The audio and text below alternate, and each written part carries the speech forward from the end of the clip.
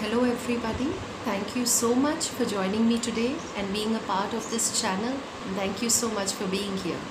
हम इन दिनों बात कर रहे हैं about mental and emotional health और हम सब जानते हैं कि मेंटल एंड इमोशनल हेल्थ की इम्पोर्टेंस क्या है, राइट? क्योंकि हमारा मन क्या करता है, सोचता है, and depending on that mind set कि वो कितना पॉजिटिव है, हम अपने पोटेंशियल्स को उसी हिसाब से यूज़ करते हैं।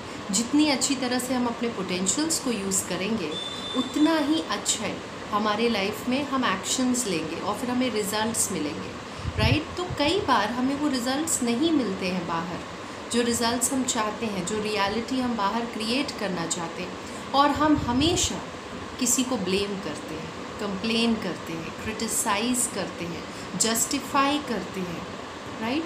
क्योंकि किसी तरह से there is always a cause which is outside, which is having a particular effect on me, but which means that they should change, right?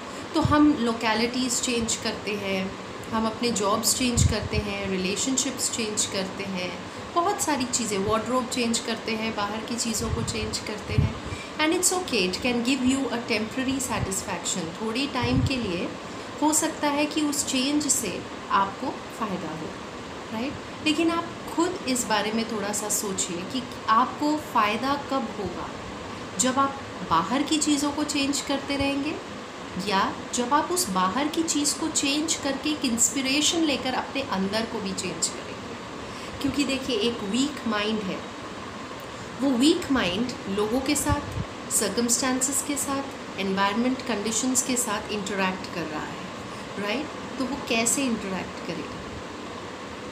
और वही एक स्ट्रॉन्ग माइंड है जो लोगों के साथ, एनवायरनमेंट्स के साथ, कंडीशंस के साथ इंटरेक्ट कर रहा है। अब कैसे करेगा? जब कोई प्रॉब्लम आती है तो हम प्रॉब्लम के पीछे पड़ जाते हैं उसे सॉल्व करने के लिए, जबकि हम खुद वीक हैं, वीक स्थिति से उस प्रॉब्लम को सॉल्व करने की कोशिश करते हैं और वो प्रॉब्लम हमारे ऊपर हावी हो जाता है। क्यों ना हम इसका ऑपोजिट करें, हम स्ट्रॉन्ग बने और हम स्ट्रॉन्ग बनकर फिर उस प्रॉब्लम को देखें। वो प्रॉब्लम है, okay, let me also start working on my self, right? क्योंकि फिर मैं प्रॉब्लम को डील करने के एक बहुत बेटर पोजीशन में पहुंच जाऊंगा। आप खुद नोटिस करिए, जिस दिन आप बहुत स्ट्रॉन्ग फील करते हैं, जिस दिन आपका मूड बहुत अच्छा होता है, क्या उस दिन आप सारी चीज़ों के साथ बहुत डिफरेंटली नहीं डील करते? एंड जिस दिन आपको लग रहा हो कि today I am not feeling well, आज थोड़ा लो लग रहा है, आज थोड़ी तबीयत डाउन लग रही है, उस दिन आप कुछ छोटी छोटी चीज़ें भी इरिटेट करेंगे। यही हमारे साथ होता है, क्योंकि हमारी एक्सपेक्टेशंस इतनी ज़्यादा बढ़ जाती, क्योंकि वो वैक्यूम बहुत ज़्यादा बढ़ गया है, right?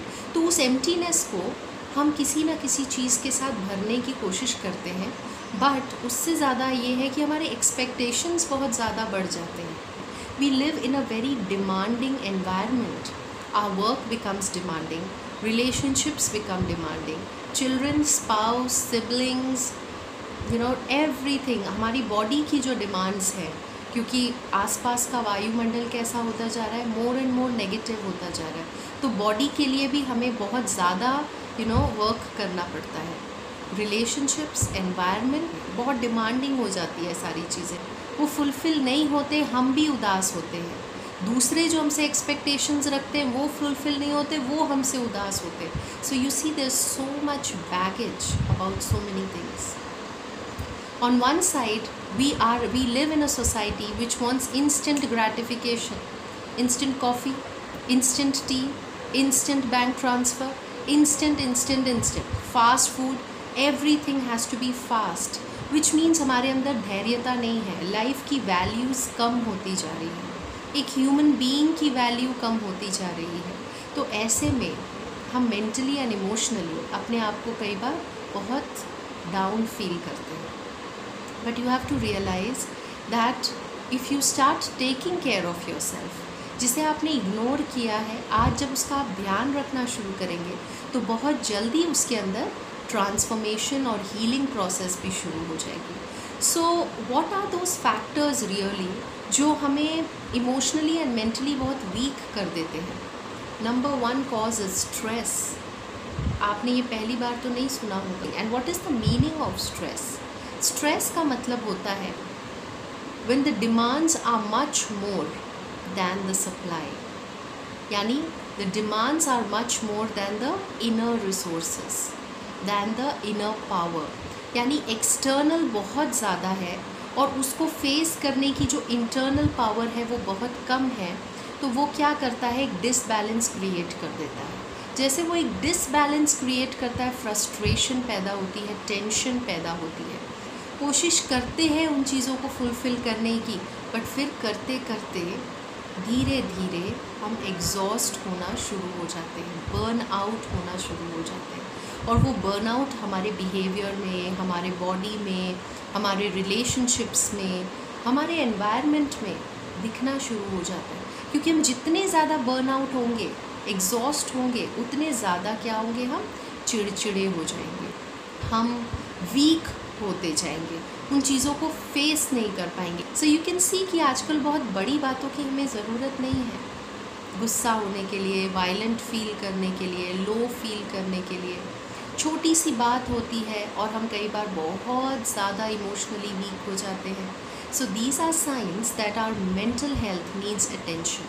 We need to pay attention to our mental health. हमारी इमोशनल इम्यूनिटी बहुत ज़्यादा ड्रॉप हो गई है। It's always your thoughts which create disease in your body or which start the healing in your body, right? So there is a switch here in your mind.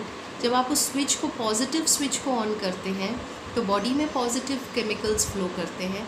जब आप negative switches को on कर देते हैं, negative chemicals flow करना शुरू कर देते हैं, राइट? तो वो आपके थॉट्स में वो स्विच है।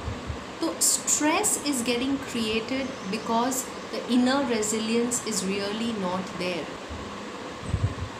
मैं आपके साथ एक एक्सपेरिमेंट शेयर करना चाहूँगी जो एक कनेडियन साइकोलॉजिस्ट थे, हैंस साइल के नाम से। उन्होंने किया था स्प्रिंग एंड बॉल, राइट? तो उन्होंने एक स्प्रिंग लिया, उस स्प्रिंग के ऊपर एक मेटल बॉल को प्लेस किया। अब वो मेटल बॉल की वेट इतनी ज़्यादा नहीं थी, उसे स्प्रिंग पर रखा, थोड़ी देर तक उसे उसमें लटकने दिया और फिर उस बॉल को हटा दिया। तो स्प्रिंग का कैरेक्टर कैसा होता है, ऐसे इलोंगेट हुआ और वापस अपने ओरिजिनल साइज़ पे आ गया। फिर उन्होंने थोड़ा और हैवी बॉल लिया, यानी कि जो स्प्रिंग की कैपेसिटी थी उससे कई ज़्यादा हैवी बॉल लिया और उसे उस स्प्रिंग के ऊपर डाला और काफ़ी समय तक उस पर लटका कर रखा।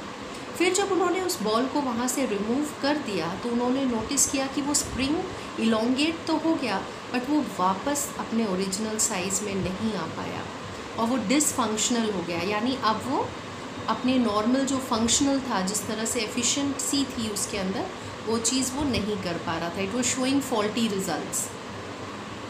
ही wanted to show this that the same thing happens with our minds. जब हम अपने माइंड के ऊपर बहुत लंबे समय तक कोई बोझ रखते हैं, जैसे हमने कहा ना, वो स्प्रिंग की कैपेसिटी जितनी है उससे कई ज़्यादा हैवी वो बॉल था और कई ज़्यादा टाइम तक उसे उस पर लटकाया गया था, तो वो इलोंगेट हो गया, डिसफंक्शनल हो गया। इसी तरह से हमारे अंदर भी कुछ डिसफंक्शनल बिहेवियर्स शुरू हो जाते हैं, राइट? जैसे एंजाइटी किसी को शुरू हो जाती है, पैनिक डिसऑर्डर शुरू हो जाते हैं, हाइपर एक्टिविटी शुरू हो जाती है, ओवर थिंकिंग, बहुत ज़्यादा स्कैर्ड हो जाना, नर्वस ब्रेकडाउन होना। ये किस चीज़ का इंडिकेशन है कि जो इतनी शक्तिशाली जो माइंड है, जो इतनी बातों को हम बड़ी आसानी से हमें क्रॉस करना चाहिए, we should be able to face situations very easily. Nature of the spirit is power. The nature of the spirit is very strong. लेकिन आज हम क्या देख रहे हैं कि बहुत सारी चीज़ें उसमें मिक्स हो रही हैं। So take out the time to meditate. आप मेडिटेशन के ऊपर ध्यान दीजिए, क्योंकि मेडिटेशन आपकी इनर पावर को बढ़ाता है, आपके माइंड को रेस्ट देता है। और जब आपका माइंड रेस्टेड होता है, रिलैक्स्ड हो जाता है, रिचार्ज्ड हो जाता है, उसके बाद उस सेम काम को करने के लिए आपके पास बहुत ज़्यादा शक्ति आ जाती है। जैसे इब्राहिम लिंकन ने कहा, you give me a task to do which requires 4 hours, for 3 hours I spend time on sharpening my mental saw, my mental energy. क्यों? क्योंकि जितना वो हम शार्प करेंगे, उसको रिचार्ज करेंगे, उतना कम समय हमें लगेगा उस काम को पूरा करने में। मेरे पास टाइम नहीं है, और ये टाइम नहीं है कह कर हम क्या करते हैं, और ज़्यादा समय लग जाता है उस काम को करने में, बिकॉज माइंड वीक है। और वही अगर आप 15-20 मिनट उसे चार्ज करते हैं और फिर आप काम करते हैं, तो वही काम आप बहुत जल्दी करेंगे। You will do it at a very fast pace, right. तो इस चीज़ का हमें ध्यान रखना है। दूसरा है चॉइसेस। आज के टाइम पे बहुत सारे चॉइसेस हमारे सामने आ चुके हैं। इतने चॉइसेस हैं कि आप एक प्रोडक्ट लेने जाते हो, उसके इतने सारे ऑप्शंस हैं। तो क्या होगा? The more the choices, the more the confusion, the anxiety, the dissatisfaction, and in a way feeling paralyzed कि कहीं मैं सही डिसीजन तो ले रहा हूँ, क्योंकि सब तो वो ले रहे हैं, सब तो वो कर रहे हैं, तो मुझे क्या करना चाहिए? Choices is very good, but too many choices will lead to anxiety. Some amount of choice is necessary and healthy, but extreme of choices, जैसे कि फूड एंड मार्केटिंग इंस्टीट्यूट ने एक रिसर्च किया था जिसमें पता चला कि एक एवरेज सुपरमार्केट में अराउंड 42,214 आइटम्स होते हैं, एक एवरेज सुपरमार्केट में। तो आप समझ सकते हैं कि एक बड़े स्टोर में कितने होते होंगे, and which means you are faced with so many choices, right. और उसमें क्या होता है, हमारी बहुत सारी मेंटल एनर्जी खर्च हो जाती है। इसलिए आपने देखा होगा कि जो इंटेलेक्चुअल होते हैं, क्रिएटिव होते हैं, स्पिरिचुअल होते हैं, वो अपने लिविंग को बहुत सिंपल रखते हैं, simple living and high thinking. इससे क्या होता है कि they can utilize that energy which is reserved for something more purposeful. But अगर वो मैं एनर्जी को स्कैटर कर दूँ अपने चॉइसेस में ही डिसाइड करने में, I am wasting a lot of my energy on choosing. देखिए चैनल्स कितने हैं, सोशल मीडिया नेटवर्क्स कितने हैं, वीडियोस कितने हैं, यूट्यूब पे कितने वीडियोस हैं, गूगल पे कितना इन्फॉर्मेशन है, हमारे फ़ोन में कितना इन्फॉर्मेशन है, हमारे घर में कितनी चीज़ें हैं, right. So we are literally getting bombarded and overflowing with all this. It's good, but फिर क्या होता है कि कई बार हम उसी में कॉम्प्लिकेट हो जाते हैं बहुत ज़्यादा, और इसके बीच में जो हम अपने माइंड को एकाग्र करने की कोशिश करते हैं, नहीं हो पाता। And we are constantly using our brain, we are using our blood sugar, we are using glucose। तो क्या होता है जब इन चीज़ों में आप बहुत ज़्यादा उसमें स्पेंड कर देते हैं, तो जो काम की चीज़ होती है वहाँ जब एनर्जी डालना होता है तो थोड़ी इरिटेशन शुरू हो जाती है, वीकनेस शुरू हो जाती है, कॉन्सेंट्रेशन प्रॉब्लम शुरू हो जाती है, वो प्रोडक्टिविटी उतनी नहीं आती। फिर हम क्या करते हैं, we have something which has high level of sugar in it, you know, beverages which are high on sugar, या फिर हम कुछ मीठा खाते हैं। मीठा सिर्फ मीठा नहीं होता है, आजकल हमारे बहुत सारे फूड में बहुत हाई लेवल ऑफ शुगर होता है। क्यों? क्योंकि sugar gives us a temporary boost, you know, suddenly हमारी एनर्जी बढ़ जाती है और फिर जल्दी से वो ड्रॉप भी हो जाती है, because energy sugar gives us a temporary boost and then we again come down. So you understand, जितनी सिंप्लिसिटी होगी चॉइसेस के साथ, एक सिंपल सी चीज़ ये है, you should know what you want. आप क्या चाहते हैं, एक विजन आपके सामने होना बहुत ज़रूरी है, और फिर उस विजन के हिसाब से आप अपनी सारी चीज़ों को अलाइन कर सकते हैं। All the things which are supporting that vision and eliminating all the things which contradict my vision, making it as pure as possible, right. So simple living and high thinking is the answer. Simple, आपकी thinking ऊँची हो, आपकी living simple हो, आप अपनी energy को सही direction में चैनलाइज कर सको, and even with choices you should know what is it that you ultimately want, वरना you'll end up completely depleting your fuel, your mental energy. Today we have covered 2 important reasons which are taking your energy away, which are sucking on your mental energy: stress and choices. So meditation and bringing in more and more simplicity in our lifestyle and becoming more and more satisfied. Join me again for the next video. Thank you so much.